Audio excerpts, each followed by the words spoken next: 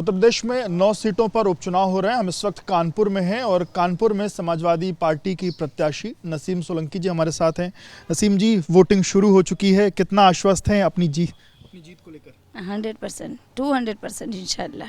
200% इंशाल्लाह। अच्छा, ये बताइए, जब आपने कैंपेन की शुरुआत करी, शिव मंदिर जाना और उसके बाद बवाल होना और फिर आज वोटिंग के दिन, क्या लगता है जो बवाल हुआ उसका कुछ असर होगा या जो शिव मंदिर जो गई उसका असर होगा? नहीं नहीं, ऐसा नहीं है। मेरे ससुर साहब ने भी बहुत काम कराया है और मेरे शौहर ने भी काम कराया है, मेरे पति ने। तो ये उनका काम भी है, 6 बार से ऐसे ही नहीं जीत रहे हैं।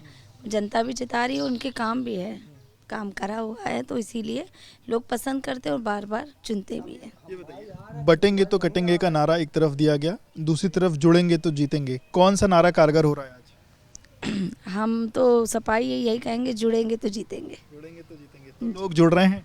हाँ, काफ़ी जुड़े हैं, बहुत ज़्यादा अल्हम्दुलिल्लाह। जो नहीं थे, जिनको हम जानते भी नहीं थे, वो लोग हमसे जुड़ रहे हैं, उनके दुआएं आशीर्वाद मिल रहा है हमको। भारतीय जनता पार्टी की तरफ से जो इस वक्त मौजूदा समय में डिप्टी सीएम हैं केशव मौर्य, उन्होंने कहा कि समाजवादी पार्टी ने गुंडे माफियाओं को टिकट दिया, अगर गुंडे माफिया को टिकट नहीं थी तो यहाँ उपचुनाव नहीं होता और जो आपका विधायक था वही रहता। वो उनकी सोच की बात है, अब उनकी सोच को मैं बदल नहीं सकती हूँ, पर अल्हम्दुलिल्लाह इनका किरदार है, जो सफाई है, और हमारे परिवार है, जो मेरे ससुर हैं और मेरे पति 4 बार से रहे, किरदार बहुत साफ़ है और ये सीसामऊ की जनता जानती है। तो ये जनता में, परिवार में प्यार बहुत अच्छा है। बाकी दुश्मन है, सत्ता विपक्ष है, तो होते हैं बहुत सारे आरोप प्रत्यारोप होते हैं, पर उसमें कोई सच्चाई नहीं है।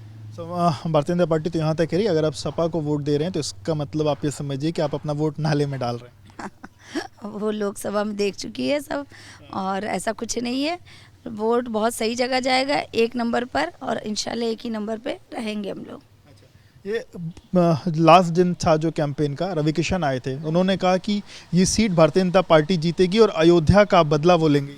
वो पिछली 6 बार से बोल रहे हैं और 6 बार से हम लोग ही जीत रहे हैं, तो अच्छा है वो बोल जाते हैं, तो इस वजह से जनता में और ज़्यादा हम लोगों को, हमारे तरफ लोग बढ़ते हैं, तो हमें इस बात की खुशी है। ठीक है, अच्छा बोल गए, तो उसका बेनिफिट हम ही लोग को मिलेगा। अच्छा, कल आपकी पार्टी की तरफ से ये कहा गया था कि जो बुर्का नशी महिलाएं हैं उनकी चेकिंग पुलिस ना करे, फिर बाद में चुनाव आयोग ने भी वो बातें कही। आप भी कोई अपील जो चुनाव आयोग है उससे इस तरीके को कोई बात कहे? नहीं, बिल्कुल बिल्कुल, जो ऑर्डर आया है उसके हिसाब से चीज़ें होनी चाहिए, कि पुलिस ना उसको चेक करके अंदर जो भी है वो, हाँ, वो वही चेक करे। और ये भी ठीक है, पुलिस का कोई अधिकार नहीं है, आप किसी की चेकिंग नहीं कर सकते, जैसा ऊपर से आदेश आए। तो अब हम जा रहे हैं, देखते हैं शहर में क्या हो रहा है। काफ़ी जगह से फ़ोन भी आ रहा है, काफ़ी शिकायतें मिल रही हैं। कैसी शिकायत? काफ़ी लोग कह रहे बैरिकेटिंग लगा दी है, घुसने नहीं दिया जा रहा, पर्चियाँ फाड़ दी है, चमनगंज में तो किसी के थप्पड़ मार दिया है, तो ये सब भी हो रही है। ख़ास तौर पे वो हलीम कॉलेज में जो हो रही है, उस पर बहुत फ़ोन आ चुके, बहुत देर से फ़ोन आ रहा है, तो बस हम वहीं पहुंच रहे हैं। काफ़ी वहाँ पर बहुत दूर से बैरिकेटिंग लगा दी, कर्फ्यू वाला माहौल कर रखा है। कर्फ्यू वाला माहौल? बिल्कुल। अभी फ़ोन यही आ रहे हैं कि भैया आप देख नहीं रहे हैं, यहाँ कर्फ्यू लगा हुआ, कैसे वोट डालेंगे, तो देखते हैं क्या हो रहा है वहाँ पर। सवाल, अपनी जीत को लेकर कितना आश्वस्त? बहुत ज़्यादा अल्हम्दुलिल्लाह, कोई ओवर कॉन्फिडेंस नहीं है, पर मुझे ऊपर वाले पे बहुत भरोसा है, और ख़ास तौर पर मेरी सीसामऊ जनता, मेरा परिवार है, उस पर बहुत ज़्यादा भरोसा है। तो इंशाल्लाह जो अब तक हुआ है उससे कुछ अलग ही नतीजे इंशाल्लाह इस बार और ज़्यादा परसेंटेज पे आएंगे। बताइए, आपकी पति की कमी कहीं ना कहीं इस कैंपेन में आपको खली, वो अगर साथ रहते तो?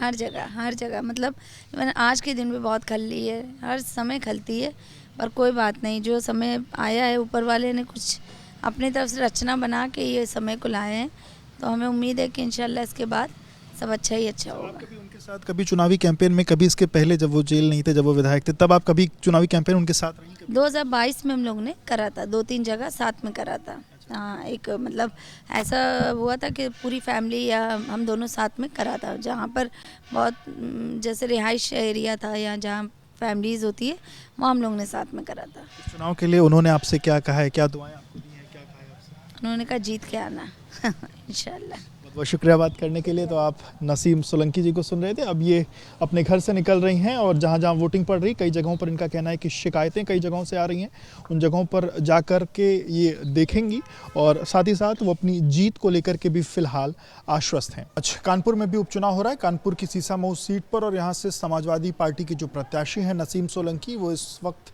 अपने घर के करीब जो उनके दरगाह है वहाँ आई हुई हैं और आप देखिए वो इबादत करते हुए आपको दिखेंगी। और हालांकि थोड़ी देर पहले उन्होंने एबीपी न्यूज़ से बातचीत भी की और अपनी जीत को लेकर के वो काफ़ी आश्वस्त हैं और उनका कहना है कि यहाँ की जनता उनके साथ है। और एक बार वो दरगाह पहुंचकर अपने लिए जो दुआ है अपनी जीत के लिए वो कहीं ना कहीं यहाँ मांगती हुई आपको दिखाई दे रही हैं।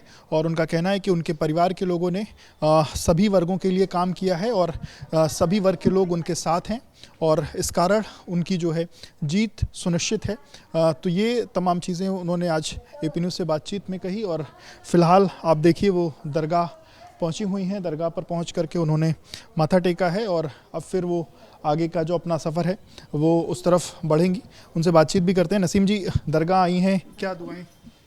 बस कामयाबी की दुआ मांगने आए। कामयाबी की दुआ मांगी जी इंशाल्लाह। बिल्कुल, तो कामयाबी की दुआ नसीम ने मांगी है और फिर अब यहाँ से जो जहाँ पर वोटिंग हो रही है उन जगहों पर नसीम निकल रही हैं उन जगहों के लिए। और उन्होंने ये भी कहा है कि कई जगहों से उनको शिकायतें आ रही हैं, लोगों को वोट देने से रोका जा रहा है, इस तरीके की बातें नहीं। पर फिलहाल अब वो उन जगहों पर जाएंगी और देखेंगी कि कहाँ क्या क्या कैसे क्या चीज़ें हो रही हैं। और फिलहाल लेकिन वो जीत को लेकर के अपने आश्वस्त हैं।